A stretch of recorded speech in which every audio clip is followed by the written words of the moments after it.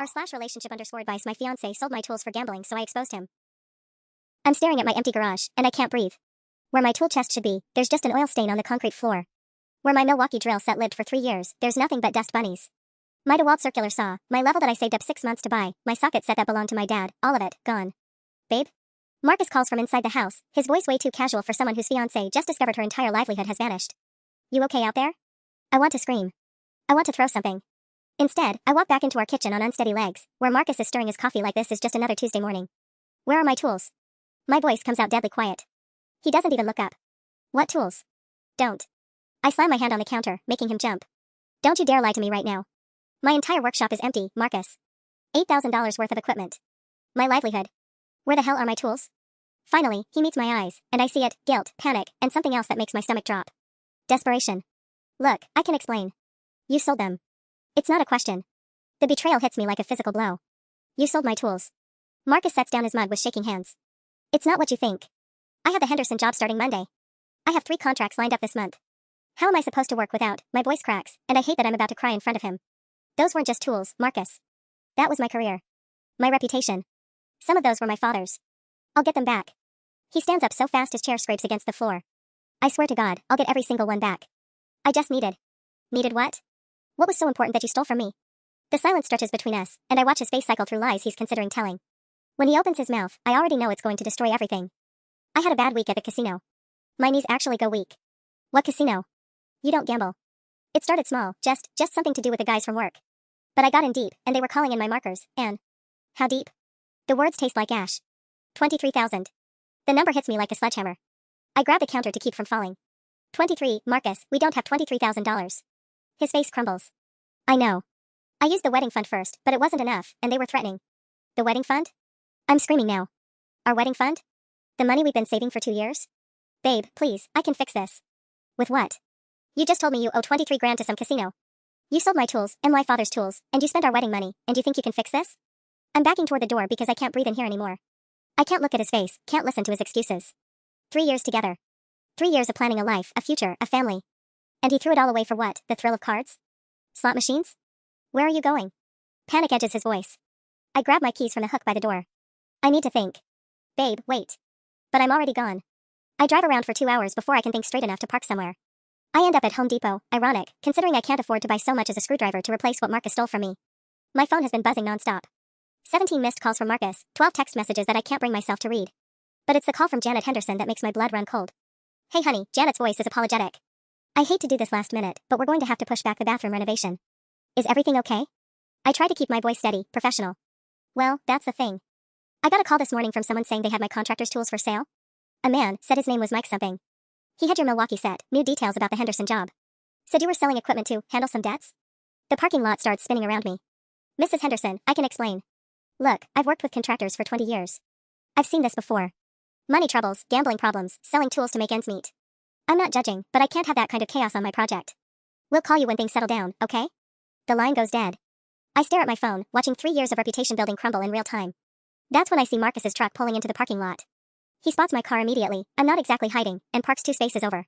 When he gets out, he looks like he hasn't slept in weeks. Good. He shouldn't sleep. He should feel every bit as destroyed as I do. How did you find me? I don't get out of my car. Find my friend's app. Look, I've been making calls. Did you sell my tools to someone named Mike? I interrupt. His face goes white. How do you? He called my client. He called Janet Henderson and told her I was selling my tools because of gambling debts. She just fired me, Marcus. She thinks I'm the one with the problem. Oh God. He slumps against his truck. I didn't think. No, you didn't think.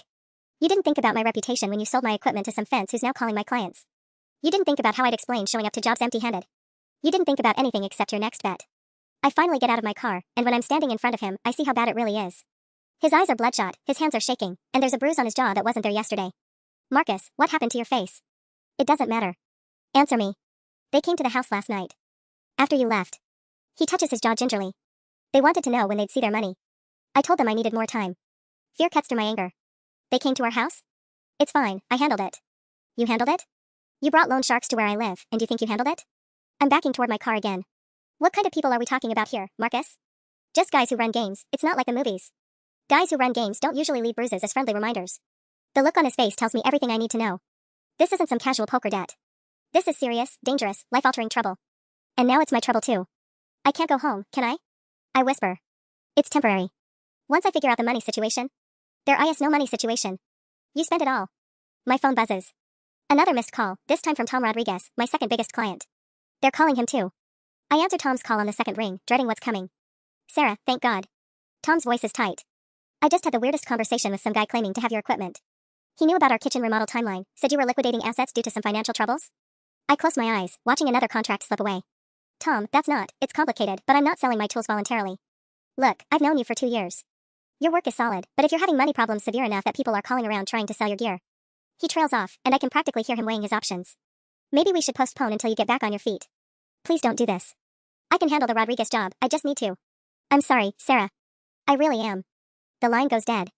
2 clients down, and it's not even noon. Marcus is still standing by his truck, watching me with that pathetic, kick-dog expression that used to make me want to comfort him. Now it just makes me furious. How many people did you sell to? I demand. It wasn't like that. There was this guy, Mike, who buys tools and resells them.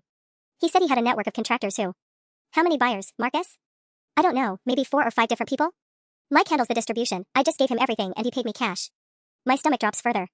My tools aren't sitting in some pawn shop waiting to be bought back. They're scattered across the city, probably already being used on other job sites.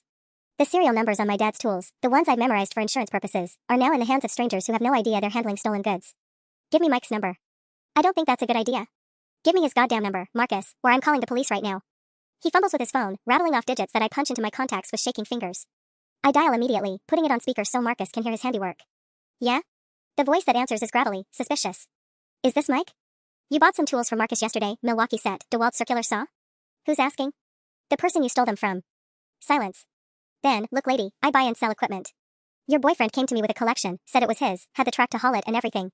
I run a legitimate business. Those tools are worth $8,000. I have receipts, serial numbers, photos for insurance. This is theft, and if you don't. The line goes dead. When I try calling back, it goes straight to voicemail. He turned off his phone, I tell Marcus, who's gone even paler. Your fence just ghosted us. Maybe if we go to his shop. What shop? You think this guy operates out of some storefront with a business license? I laugh, but there's no humor in it. Marcus, you sold my livelihood to criminals. Actual criminals who are now selling stolen goods while my reputation gets destroyed because they're calling my clients. My phone buzzes again. This time it's a text from Rebecca Chen, my newest client, *K, got a weird call about your tools being for sale? Everything okay, *? That makes 3 clients contacted. 3 professional relationships now tainted by Marcus's mess. I need a lawyer, I say, more to myself than to him. Babe, let's not get lawyers involved. Not for you. For me.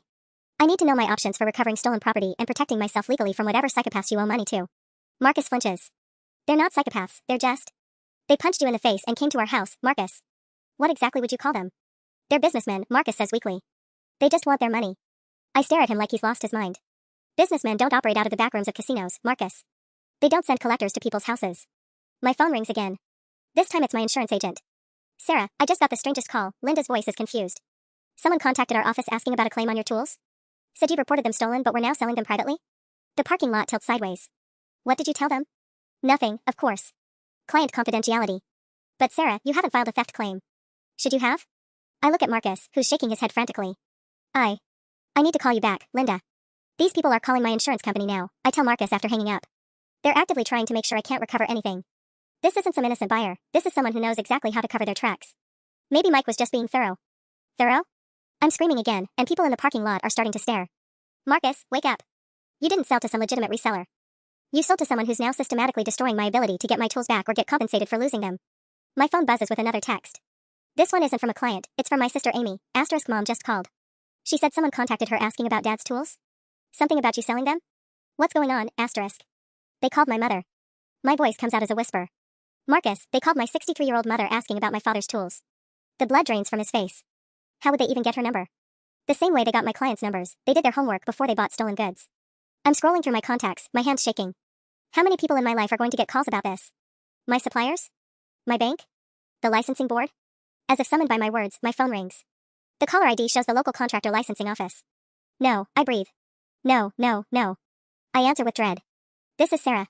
Ms. Patterson, this is Joan from the licensing department. We've received some concerning information regarding possible financial irregularities in your business operations. What kind of information? A report that you've been liquidating business assets outside of proper channels, possibly to cover gambling-related debts. Now, we're required to investigate any claims that might affect a contractor's ability to fulfill their obligations. That's not true. None of that is true. I'm sure we can clear this up quickly. Can you come in this week for a brief meeting? Just to review your business practices, maybe look at some financial records? I hang up without answering. My entire career, everything I built since I was 19 years old, is being systematically dismantled by someone who bought my stolen tools. They reported me to the licensing board, I tell Marcus, who looks like he might throw up. Someone filed a complaint saying I have gambling problems and I'm liquidating business assets illegally. That's insane. Why would Mike do that? Because Mike isn't just some tool reseller, you idiot. He's someone who makes money destroying people like me. He probably does this regularly, buys from desperate people like you, then makes sure the original owners can never recover anything or prove wrongdoing. My phone is buzzing nonstop now. Texts from my mom, my sister, 2 more clients, and 3 numbers I don't recognize. I can't, I whisper, watching my phone light up with each new crisis. I can't handle all of this. Marcus reaches for me. Let me help. You are the help. I snap, jerking away from him. You're the help that destroyed my life in one night to feed your addiction. A new text pops up, this one from an unknown number, asterisk your boyfriend owes dangerous people money. Pay up or things get worse for both of you, asterisk. I show Marcus the screen. His face goes white. Sarah, I swear I didn't know they'd contact you directly. How much worse can this get? I ask, but I'm terrified to find out. The answer comes 30 minutes later when I'm sitting in my car outside a Starbucks, trying to figure out where I'm supposed to sleep tonight. My phone rings. It's my boss, Dave Morrison from Morrison Construction, the company I subcontract through for my bigger jobs. Sarah, what the hell is going on? Dave's voice is tight with frustration. I just got off a very uncomfortable call with the Westfield project managers. My blood turns to ice. The Westfield commercial complex is my biggest contract this year, a 6-month job worth $40,000. It's the project that was supposed to pay for our wedding and give us a real down payment on a house. What did they say? They said someone called claiming to be from your business office asking about payment schedules and project timelines. When they pressed for details, this person started asking strange questions about your financial stability and whether Morrison Construction was aware of your asset liquidation situation. I close my eyes, feeling the last piece of my professional life crumble. Dave. Then, 20 minutes later, they get another call from someone claiming to be a concerned subcontractor who's worked with you before. This person tells them you've been selling tools to pay gambling debts and that other contractors have been having issues getting paid. None of that is true. I know that, Sarah. I've worked with you for 3 years. But the Westfield people don't know that. They're spooked. They want you off the project. The number hits me like a physical blow. $40,000. Gone. Dave, please. I can explain everything. It's too late. They've already called in another contractor. I'm sorry, Sarah, but my hands are tied. When clients lose confidence like this. He trails off, then his voice softens. What's really going on? Because this sounds coordinated. Professional. Professional. That's exactly what it is. Someone is methodically destroying my career with military precision. My fiancé sold my tools to cover gambling debts, I admit, the words tasting like poison. But I had nothing to do with the gambling. I didn't even know about it until this morning. Dave sighs heavily. Jesus, Sarah. Look, I believe you, but perception is reality in this business. If people think you're unreliable, then you are unreliable. You need to get ahead of this story fast, or you're going to lose everything. After he hangs up, I sit staring at my phone, doing the math. Between the Henderson job, the Rodriguez kitchen, and now Westfield, I've lost over $50,000 in contracts in one day. $50,000 that I'll never get back, because in construction, reputation is everything. My phone buzzes with a text from another unknown number, asterisk stop calling around asking questions. Your boyfriend's debt is now your debt. We'll be in touch about payment arrangements, asterisk. I screenshot the message and forward it to my sister with a text. If anything happens to me, show this to the police. Amy calls immediately. Sarah, what the hell? I can't talk long. Marcus has gambling debts to dangerous people, and they're coming after me now. They've called Mom, they're destroying my business, and I think they're threatening me. Where are you? Are you safe? I don't know. The honesty surprises me. I can't go home because they know where I live. I can't work because they poisoned all my client relationships. I don't even know if my bank accounts are safe. As if summoned by my words, my phone pings with a banking alert. Someone tried to access my account online using incorrect password attempts. The account has been temporarily locked for security. They're trying to get into my bank account now, I tell Amy, watching my last sense of security evaporate. That's it. I'm calling the police. And tell them what? That my fiancé sold my tools and now someone is calling my clients? They haven't technically threatened me directly, and Marcus went to them voluntarily. They just texted you about payment arrangements. For his debt, not mine. Legally, I don't think they've crossed any lines yet. The word yet hangs between us like a promise of worse things coming. I'm sitting in the parking lot outside the police station, staring at my phone and trying to work up the courage to go inside. 3 more clients have canceled in the last hour. My insurance company called to discuss irregularities in my account status. And Marcus has sent 47 text messages that I refuse to read. But it's the voicemail from my landlord that finally breaks me. Sarah, this is Tom Hendricks. I got a very disturbing call this morning from someone claiming to be a credit reporting agency. They were asking about your lease status, payment history, and whether you've disclosed any business financial problems as required under Section 12 of your rental agreement. I need you to call me back immediately. We need to discuss whether there are issues I should be aware of that might affect your tenancy. They're going after my apartment now. The place where I've lived for 4 years, where I've never been late on rent, where I keep my father's woodworking bench in the spare room because it's the only piece of him I have left. My hands shake as I dial Tom's number. Sarah, thank God. Tom sounds stressed. What's this about undisclosed business problems? Are you in some kind of financial trouble I need to know about? Tom, I've never missed rent. My business finances have nothing to do with my personal lease. That's not entirely true though, is it? You run your contracting business from the apartment address. You use the garage for equipment storage. If your business is failing, that absolutely affects your ability to pay rent. My business isn't failing. Someone is deliberately sabotaging. Look, Sarah, I like you. You've been a good tenant. But I can't have drama. I can't have people calling here asking about credit reports and financial investigations. It reflects poorly on the property. The words I'm dreading come next. I think we need to discuss you finding alternative arrangements. Nothing immediate, but maybe start looking for something else. This kind of chaos isn't what I want associated with my building. After he hangs up, I sit in my car feeling completely hollowed out. In 8 hours, I've lost 3 major contracts, had my professional license questioned, my insurance flagged, my bank account compromised, and now my housing threatened. All because Marcus couldn't stop gambling. My phone buzzes with a call from a number I don't recognize. Against my better judgment, I answer. Is this Sarah Patterson? Who is this? My name is Detective Rodriguez with Financial Crimes. We've received several reports about fraudulent business activities associated with your contracting license. I'd like to schedule a time to speak with you about some irregularities that have come to our attention. My blood turns to ice. What kind of irregularities? Reports of asset liquidation to cover gambling debts, possible fraud in client billing, misrepresentation of business solvency. Look, Miss Patterson, I'm sure we can clear this up quickly if you're cooperative. I haven't committed any crimes. I'm not saying you have. But when we get multiple reports from different sources about the same contractor, we have to investigate. It's better if you come in voluntarily rather than making this difficult. Multiple reports. From different sources. This isn't random harassment, this is a coordinated attack designed to destroy every aspect of my life. How many reports? I ask. I can't discuss the details over the phone. Can you come in tomorrow morning? Say 9 a.m.? I hang up without answering and immediately call Amy back. They filed false police reports, I tell her before she can say hello. Financial Crimes wants to interview me about fraud and gambling-related business irregularities. This is insane. Who are these people? I don't know, but they're professionals. They know exactly which agencies to call, exactly what lies to tell to trigger investigations. They're not just collecting Marcus's debt, they're systematically destroying my entire life as leverage. My phone pings with another text from an unknown number. Asterisk police interview tomorrow? Smart to cooperate. Your boyfriend's payment deadline is Friday. $23,000 plus interest. We'll be in touch about your contribution. Asterisk. They know about the police interview. They know about it before I've even decided whether to go. Amy, they're watching everything. My phone calls, my appointments, probably my location. The paranoia feels justified now, not crazy. I think they've hacked my phone. Then get rid of it. Buy a burner phone, come stay with me. I can't run away. If I disappear now, it looks like I'm guilty of whatever they're accusing me of.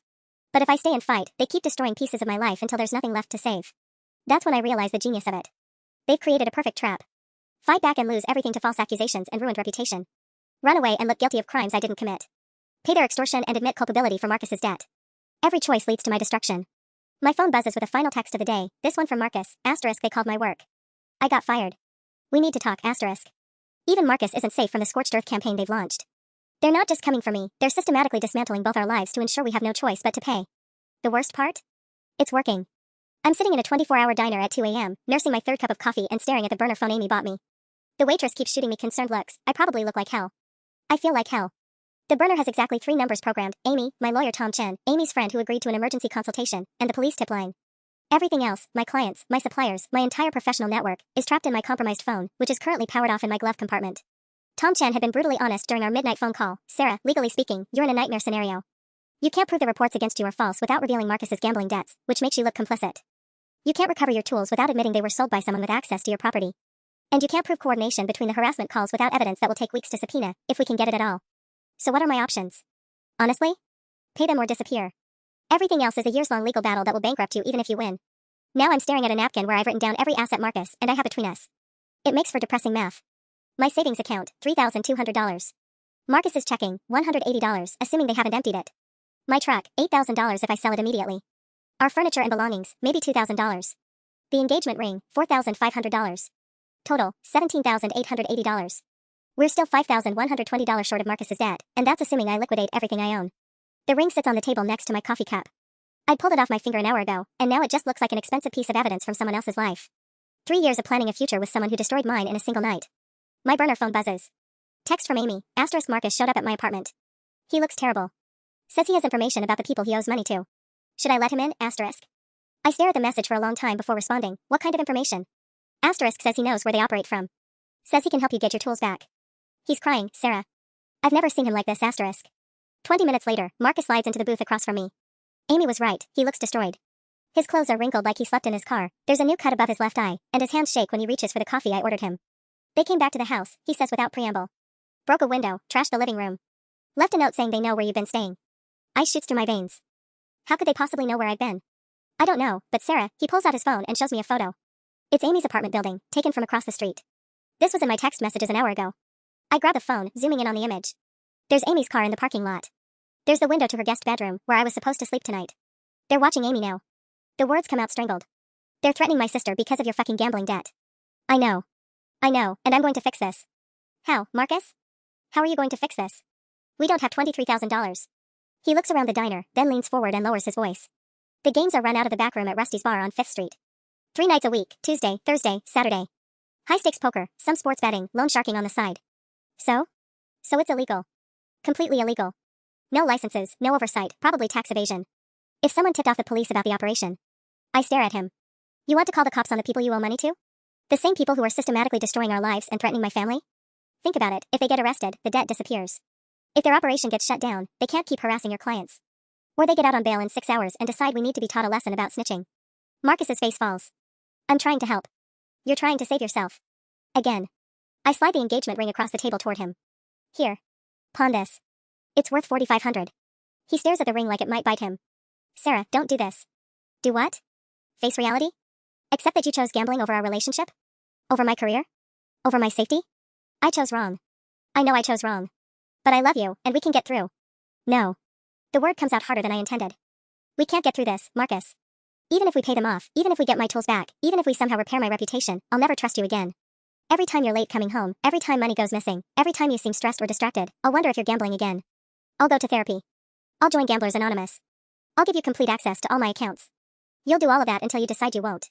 And then what? They destroy my life again? They threaten Amy again? They show up at my next apartment, my next job site, my next client meeting?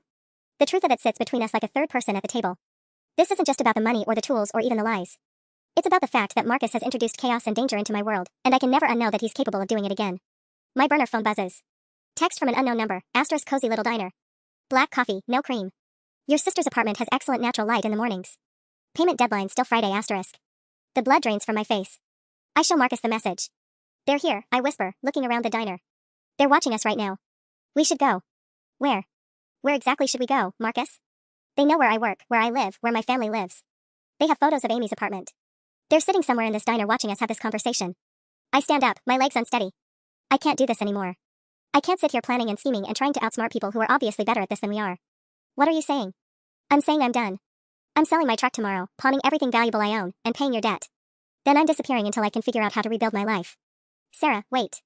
But I'm already walking toward the exit, leaving Marcus sitting alone with the engagement ring and the check. As I push through the door, I scan the diner one more time, trying to spot which customer is watching me leave. They all look like potential threats now. I'm parked outside the pawn shop at 7 a.m., waiting for them to open. My truck's title sits in the passenger seat next to every piece of jewelry I own. The engagement ring is in there too. I grabbed it off the diner table before I left last night. If I'm liquidating my life to pay Marcus's debt, I'm not leaving money on the table.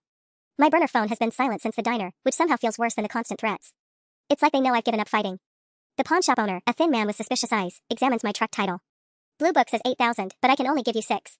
Cash sales are complicated. Fine. I don't have the energy to negotiate. And the jewelry. He squints at the engagement ring through his loupe. This is nice work. Real diamonds. I can do 3,000 for the lot. My heart sinks. The ring alone cost 4,500. Retail and resale are different animals, sweetheart. 3,000, cash money, right now. 9,000 total. Still not enough, even with my savings account. I'm signing the paperwork when my burner buzzes. Text from Amy, * emergency. Call me now, *. I step outside to dial, my hands shaking. Sarah, thank God. Someone broke into my apartment last night. My blood turns to ice. Are you okay? I'm fine, I wasn't here. I stayed at David's place after you warned me about the photos. But they destroyed everything.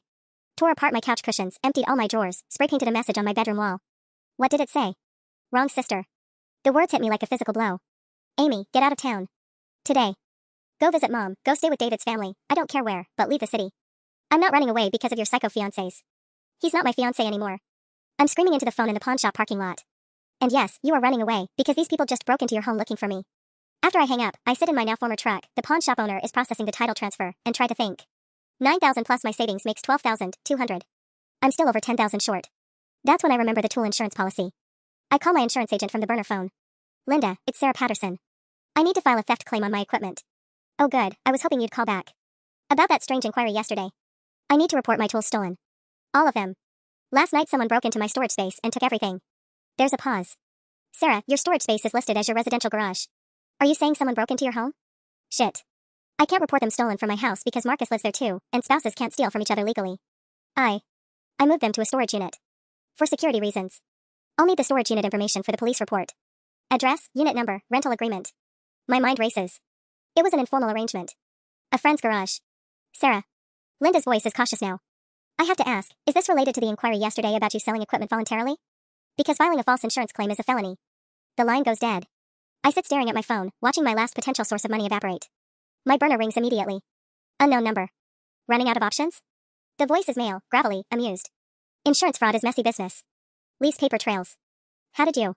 We know everything, sweetheart. Every call, every transaction, every desperate little scheme you're cooking up. You think we're amateurs? What do you want? Friday deadline stands. 23 plus interest makes $26,000 now. Your partial payments are appreciated, but insufficient. I don't have $26,000. Nobody has $26,000 just lying around. Then you better get creative.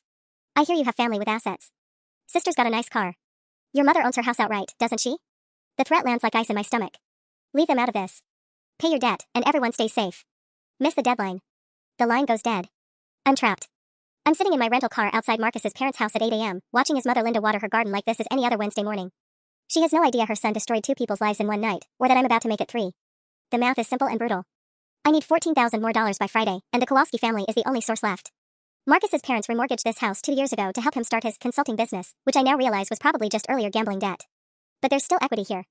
Still something to leverage. My hands shake as I dial their landline. Patterson residence. Linda's cheerful voice makes my stomach turn. Hi, Mrs. Kowalski, it's Sarah. I'm actually outside. Could I come in and talk to you and Mr. Kowalski about something urgent? Through the window, I watch her face change from confusion to concern. 5 minutes later, I'm sitting in their living room, surrounded by photos of Marcus from Little League through college. All those proud parent moments, and now I'm here to tell them their son is a liar and a thief who's brought dangerous people into all our lives. Sarah, you look terrible, Linda says, setting down a cup of tea I can't drink.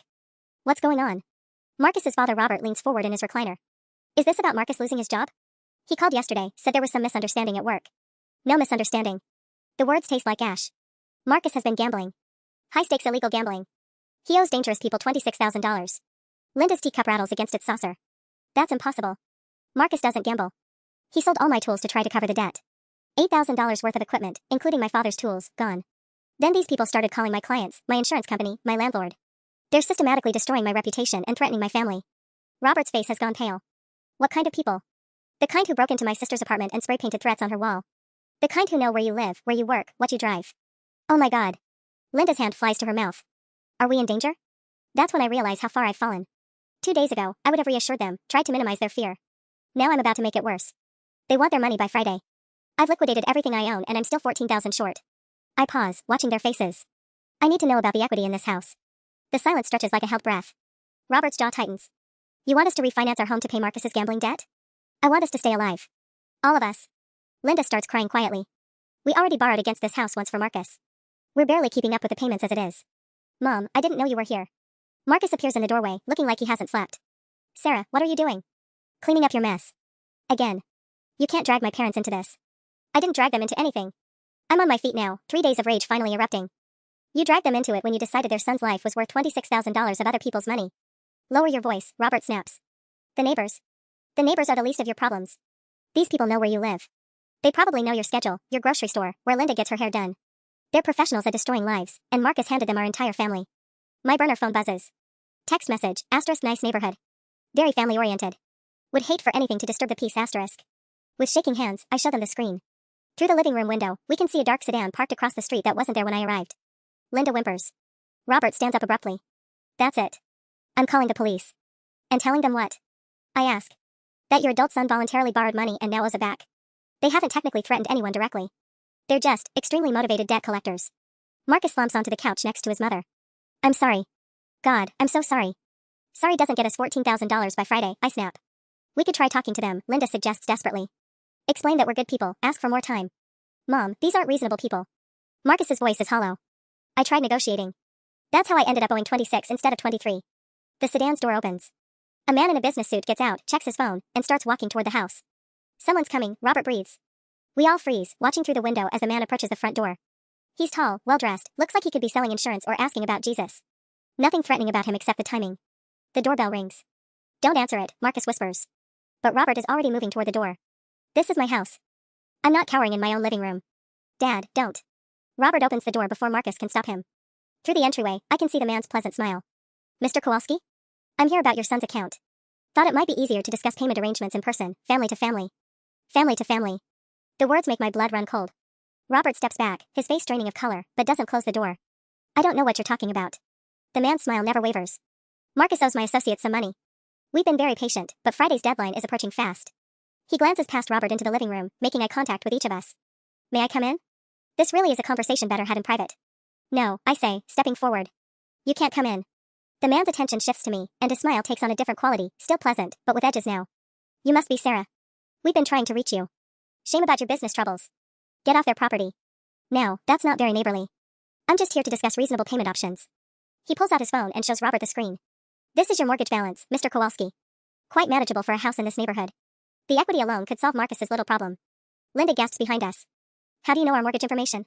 Ma'am, in today's digital world, financial information isn't as private as people think. Credit reports, property records, banking relationships, it's all public if you know where to look. Robert's hands clench into fists. You can't force us to refinance our home.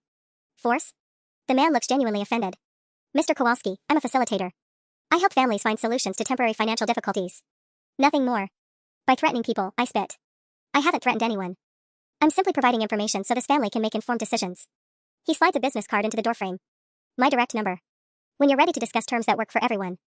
He turns to leave, then pauses. Oh, and Sarah? That insurance claim you attempted yesterday?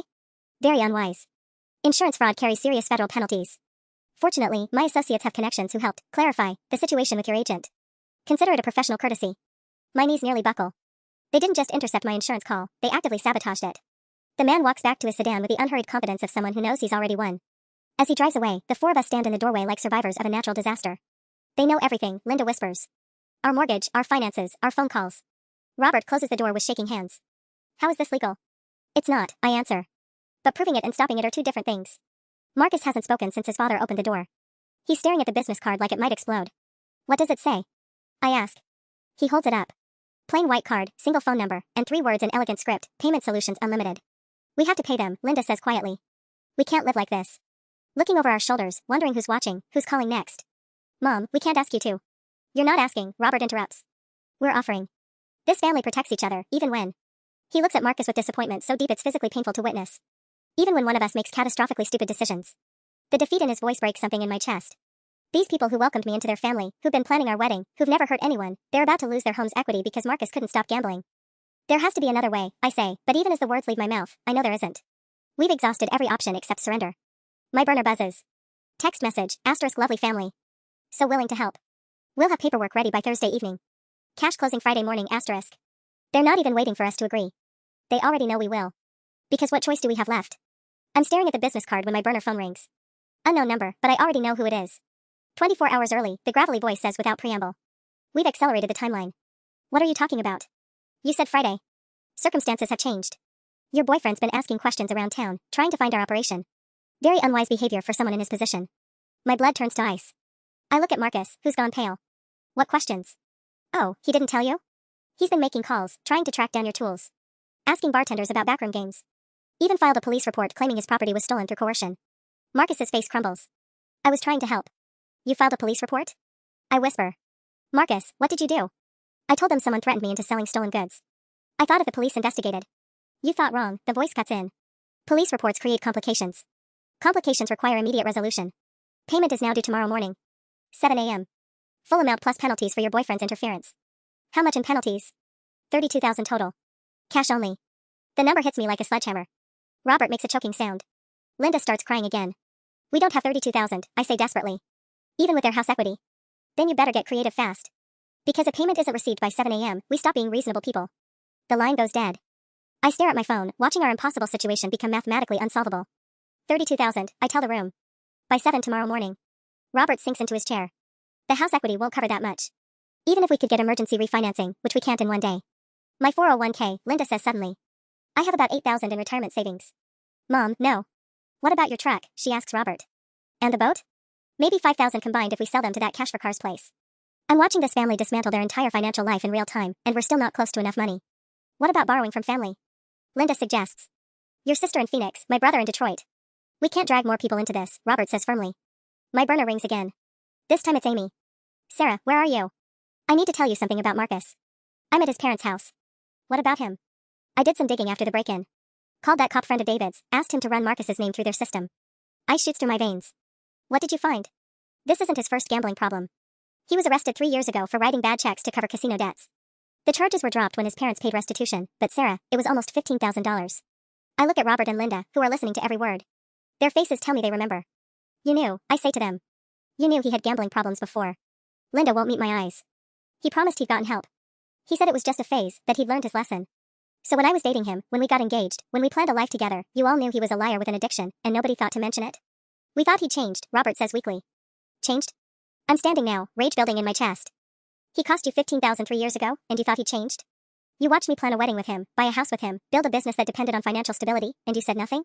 Marcus finally speaks. Sarah, I was going to tell you. When? After you bankrupted us both?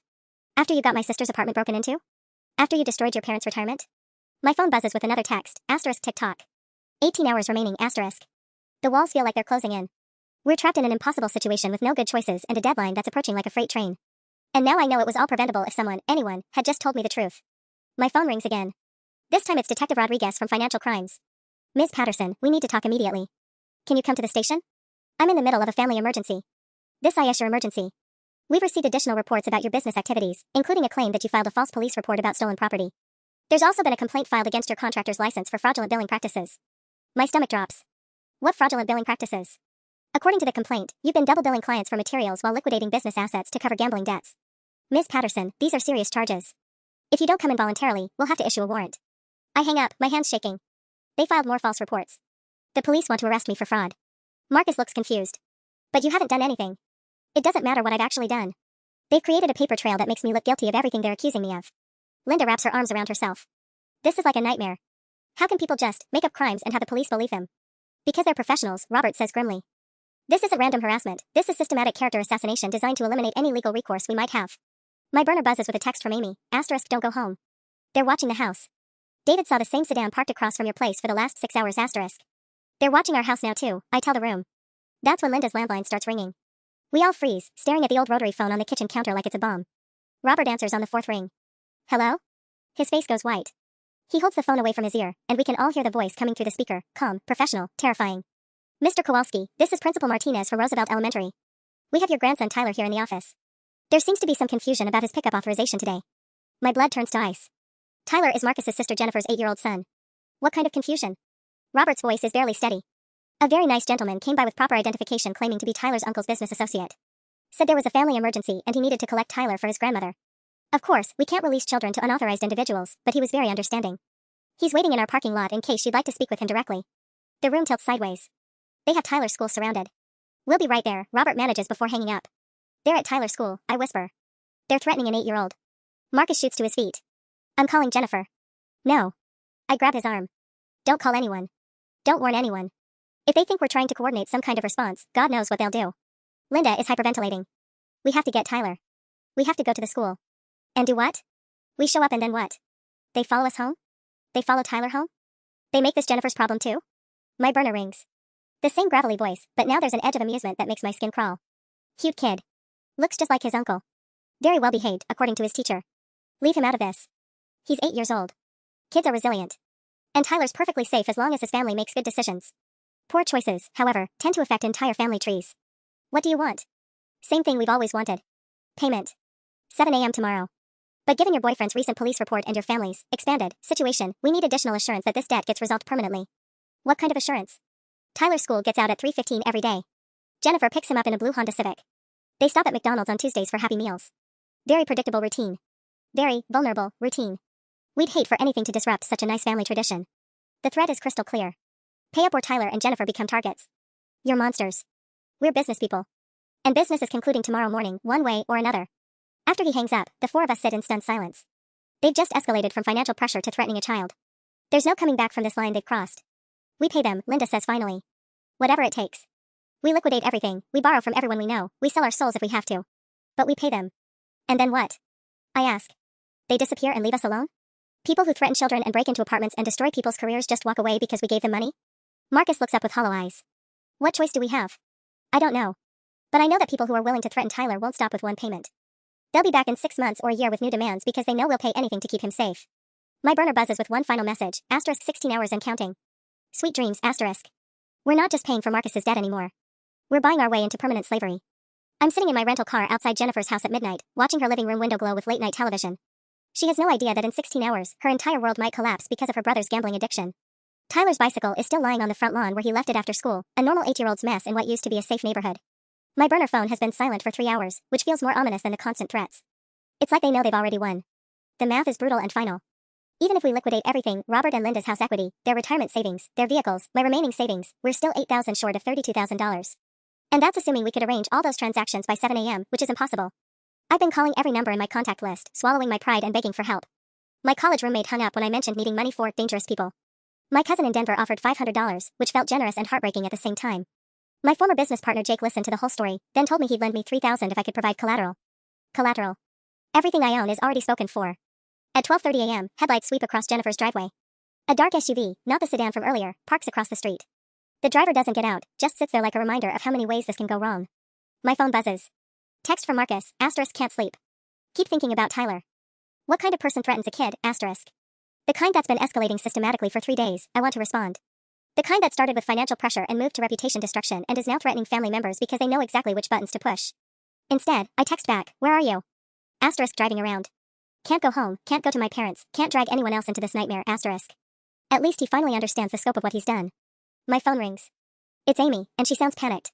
Sarah, something's wrong with Mom. Ice shoots through my veins. What kind of wrong? She called me crying, said someone came to her house asking about Dad's tools. Wanted to know if she had any of his equipment, any paperwork, anything that might be worth money. When she said no, they asked about her car, her savings account, whether she'd be willing to help her daughter through a difficult time. Jesus Christ, they went to Mom's house? It gets worse. They told her you were in serious financial trouble and that family members who cared about your welfare might want to contribute to a solution. They gave her a phone number to call when she was ready to discuss helping you. I lean my head against the steering wheel, feeling the last piece of my family's safety crumble. Is she okay? She's terrified. She keeps asking what kind of trouble you're in, why strangers are showing up at her door talking about money. Sarah, she's 71 years old. She has a heart condition. Tell her to pack a bag and go stay with Aunt Carol in Minneapolis. Tonight. I already tried. She won't leave. Says she's not going to be chased out of the house she shared with Dad for 40 years. Of course she won't. My mother is the most stubborn person alive, which makes her the perfect target for people who specialize in pressuring families. How much could she contribute if they forced her to? I ask, hating myself for even thinking it. Sarah, no. You can't seriously be considering. I'm considering keeping Tyler safe. I'm considering keeping Mom from getting hurt by people who break into apartments and threaten children. Amy's silence stretches long enough that I think the call dropped. How much? I ask again. Maybe $4,000 if she liquidated her savings and sold Dad's car. But Sarah, that's her emergency fund. That's all she has. $4,000 still leaves us $4,000 short. We'd be destroying everyone's financial security and still not have enough money. My phone beeps with another call. Unknown number. I have to go, I tell Amy. Keep Mom inside, don't let her answer the door for anyone. I switch to the other call, dreading what's coming. Having trouble sleeping? The voice sounds amused. What do you want now? Just checking on your fundraising progress. Clock's ticking, and we'd hate for tomorrow morning to be unpleasant for everyone involved. We're working on it. Good. Because we've been thinking about interest rates, and frankly, $32,000 seems insufficient given the complications your boyfriend created. Market rates for this kind of extended payment plan are usually higher. My stomach drops. What are you saying? 40,000. Final number. Non-negotiable. You can't just change the amount again. Of course we can. This is our game, our rules. Your family seems to have multiple income sources we haven't fully explored yet. Tyler's college fund, your mother's nest egg, maybe some creative mortgage arrangements. 40,000 is very reasonable considering your expanded payment network. The line goes dead. I sit staring at my phone, watching our impossible situation become completely hopeless. $40,000 in 6 hours. Even if we destroyed every family member's financial life, we still couldn't raise that much money. Which means tomorrow morning, people I love are going to pay the price for Marcus's addiction in ways that have nothing to do with money. At 4 a.m., I'm parked outside the Roosevelt Elementary School, staring at the empty playground where Tyler plays during recess. In 3 hours, these people expect $40,000 that doesn't exist. In 3.5 hours, Tyler will wake up and get ready for school, completely unaware that his safety depends on his uncle's gambling debt. My burner phone has been buzzing nonstop with desperate messages from the family. Linda found a payday loan place that'll give them $3,000 at 40% interest. Robert located a guy who'll buy their boat for cash this morning, $1,500. Marcus discovered he can withdraw his entire 401k early for a massive penalty, netting maybe $4,000. We're still $30,000 short. At 4:15, headlights sweep across the school parking lot. The same dark SUV from Jennifer's street parks near the main entrance. The driver doesn't get out, but the message is clear, they're not bluffing about knowing Tyler's routine. My phone rings. It's Jennifer. Sarah? Marcus told me everything. About the gambling, the threats, Tyler. Her voice breaks. I'm taking him out of school today. We're leaving town. Where will you go? I don't know. My ex-husband's family in Oregon, maybe. Somewhere these people can't find us. Jennifer, running away might make things worse. If they think we're trying to hide assets or family members. Assets? She laughs bitterly. Sarah, I'm a single mom working 2 jobs. I don't have assets. I have a son who needs to be safe. She's right, of course. But I also know that people who've escalated to threatening children don't just forget about targets who disappear. They get creative about drawing them back out. What about your work? Tyler's school records, your lease. I'll figure it out. I can't have my 8-year-old son looking over his shoulder because his uncle couldn't stop gambling. After she hangs up, I sit watching the SUV and wondering if Jennifer's escape plan will work or just create new complications. These people have been 3 steps ahead of us since the beginning. They probably know about her ex-husband in Oregon. They probably know her work schedule, her bank account balance, her mother's maiden name. At 4:30, my phone buzzes with a text from Marcus, *, found something. Meet me at Denny's on Market Street. Booth in the back, *. 20 minutes later, I slide into the booth across from Marcus, who looks like he hasn't slept in weeks. There are papers spread across the table, printouts, photographs, handwritten notes. What is this? Research. I've been digging into the people I owe money to. He slides a photograph across the table. This is Vincent Carrera. He runs the operation out of Rusty's bar. I study the photo. Middle-aged Hispanic man in an expensive suit, shaking hands with someone at what looks like a city council meeting. He's not some back-alley loan shark, Marcus continues. He owns 3 legitimate businesses, serves on the Downtown Development Committee, donates to charity. This whole thing, the systematic harassment, the professional threats, the coordination, it's not street-level crime. It's corporate. So he has a reputation to protect. A public image. City contracts that depend on his standing in the community. Marcus pulls out more papers. Look at this, he's bidding on $1 million construction project next month. The city council vote is Friday afternoon. I scan the documents, seeing where Marcus is heading. You want to expose him publicly. Destroy his legitimate business interests as leverage. Exactly. We can't pay $40,000, but we can threaten something he values more than money, his public reputation and political connections. Marcus, this is insane. You're talking about blackmailing someone who's already threatening to hurt Tyler. I'm talking about evening the playing field. Right now, we have nothing to bargain with except family members' life savings. This gives us actual leverage. My phone buzzes. Text message, * 2.5 hours remaining. Hope your family made good choices, *. I show Marcus the screen. They're not going to negotiate with us. They're going to take their money and disappear, and if we try to expose them afterward, Tyler and Jennifer become permanent targets. What if we expose them first? Before the deadline? The idea is so reckless it takes my breath away. You want to publicly accuse Vincent Carrera of running illegal gambling operations and threatening children, while he still has power to retaliate? What's the alternative? We don't have the money, Sarah. We're never going to have the money. In 2 hours, they're going to start making good on their threats, and it won't stop with one payment. He's right about that part. People who threaten children don't usually develop consciences after getting paid. How would we even do it? Call the newspapers at 6 a.m.? Marcus slides his phone across the table. Social media. Instagram, Facebook, Twitter. Tag the city council members, the local news stations, the Downtown Business Association. Make it impossible to ignore. I stare at his phone screen, where he's already drafted a post, * Vincent Carrera of Carrera Holdings runs illegal gambling operations and threatens children when debtors can't pay. He's currently bidding on city contracts while terrorizing families. The public deserves to know who they're doing business with, *. This will destroy him, I whisper. Good. He destroyed us first. My burner phone rings. Unknown number, but I already know who it is. Time for final arrangements, the gravelly voice says. Where would you like to meet for payment? I look at Marcus, who nods toward his phone. One click, and Vincent Carrera's criminal activities go public to thousands of people. We need to talk, I tell the voice. In person. Just you and me. Payment first, conversation after. No. Conversation first. Because we found some very interesting information about Vincent Carrera's public business dealings. The silence stretches long enough that I wonder if he hung up. 1 hour, he finally says. Rusty's bar. Come alone, or the kid's family has a very bad morning. The line goes dead. I slide Marcus's phone back across the table. You've got 1 hour to decide if you're really willing to burn down Vincent Carrera's life, I tell him. Because once I walk into that bar, everything changes. I walk into Rusty's bar at exactly 6 a.m., my phone recording everything in my pocket. The place smells like stale beer and cigarettes, with dim lighting that makes everyone look like criminals. Which, I suppose, they are. Vincent Carrera sits in a corner booth, looking nothing like the polished businessman from Marcus's photos. Up close, he's tired, irritated, and clearly not used to being challenged. You've got balls, I'll give you that, he says as I slide into the booth across from him. Most people in your situation are begging by now. I'm not most people. No, you're a contractor who's about to lose everything because she picked the wrong man. He slides a paper across the table. Payment schedule. $40,000 by 8 a.m., where we start collecting from family members. I don't look at the paper. Instead, I place my phone on the table between us, showing Marcus's drafted social media post. Counteroffer. Carrera's face doesn't change, but his hand stops moving toward his coffee cup. You think you're the first desperate person to try threatening me? I think I'm the first one with detailed photos of your operation, recordings of your threats, and a list of city council members who'd be very interested to know their development committee partner runs illegal gambling rings. Prove it. I swipe to the next screen, showing photos Marcus took last night through Rusty's back window. Cards, cash, men in expensive suits conducting very unofficial business. Your Thursday night poker game. Stakes that would make the IRS very curious about unreported income. For the first time, uncertainty flickers across his face. Here's what's going to happen, I continue. You're going to forgive Marcus's debt completely. You're going to return my tools or compensate me for their full value. And you're going to disappear from our lives permanently. And if I don't? Then in exactly 30 minutes, when the city council members are checking their phones before work, they're going to see very detailed evidence that Vincent Carrera is a criminal who threatens children. I lean forward. How do you think that $1 million construction bid will go? Carrera's jaw tightens. You have no idea who you're fucking with. Actually, I do. You're a small-time criminal who got lucky enough to build some legitimate businesses as a front. But you're not untouchable, and you're not scary enough to threaten my family and get away with it. My phone buzzes. Text from Marcus, *, Jennifer and Tyler are safe. They made it to Oregon. Posted is ready to go live in 20 minutes unless you say otherwise, *. I show Carrera the message. Insurance policy. If anything happens to me, this goes public automatically. He stares at the screen for a long moment, then pulls out his own phone. Mike? Yeah, it's me. That tool collection from earlier this week, I need it returned. All of it. He pauses, listening. I don't care if you already sold pieces. Buy them back. Today. After he hangs up, he looks at me with something that might be respect. You'll have your tools by noon. The debt is forgiven. But lady, if you ever... No. I interrupt. No threats, no warnings, no promises of future retaliation. This is over. Completely. Because if Marcus so much as gets a parking ticket that seems suspicious, if my mother receives one strange phone call, if Tyler's school reports any unusual visitors, Vincent Carrera's criminal empire becomes front-page news. I stand up, leaving the payment schedule on the table.